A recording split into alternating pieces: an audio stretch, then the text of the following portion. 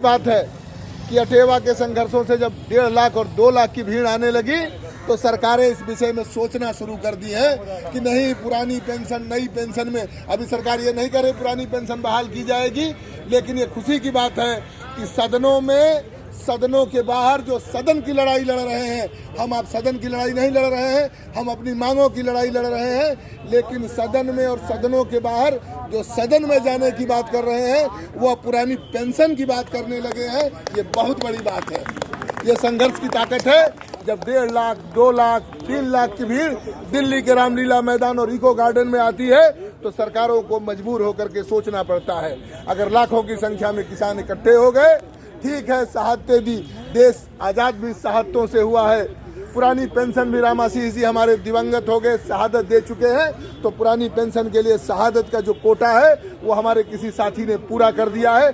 बाकी जो लड़ते हैं वो ये मान के चलते हैं कि उनकी भी शहादतें हो सकती हैं। लेकिन मेरा एक आग्रह है, बहुत सारी मांगे हैं, सरकार से मांगे हैं, चुनाव आ गया, लंबे समय से हम लोग सरकार से मांग कर रहे हैं। 2004 में एज ऑफ रिटायरमेंट 65 आ गया, 2004 17 साल बीत गया।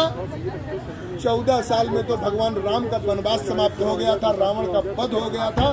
17 साल हो गए, हम सब केवल आते हैं, आंदोलन करते हैं और चले जाते हैं।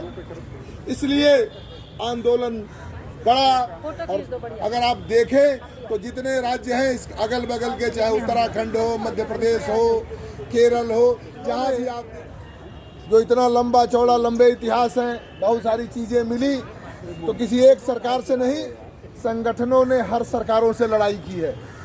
संगठन हर सरकारों में लड़े हैं और संगठनों के संघर्षों की ही देन है कि बहुत सारी चीज़ें बदली हैं।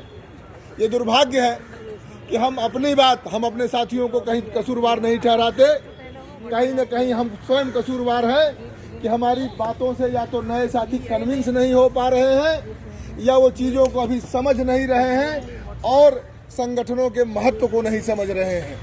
इसलिए ये आवश्यक भी है, जो सीनियर साथी हैं उनके लिए आवश्यक भी है कि वो अपने साथियों को, क्योंकि आने वाले कल के समय में जो सबसे बड़ा संकट है, उनकी पेंशन जा चुकी है,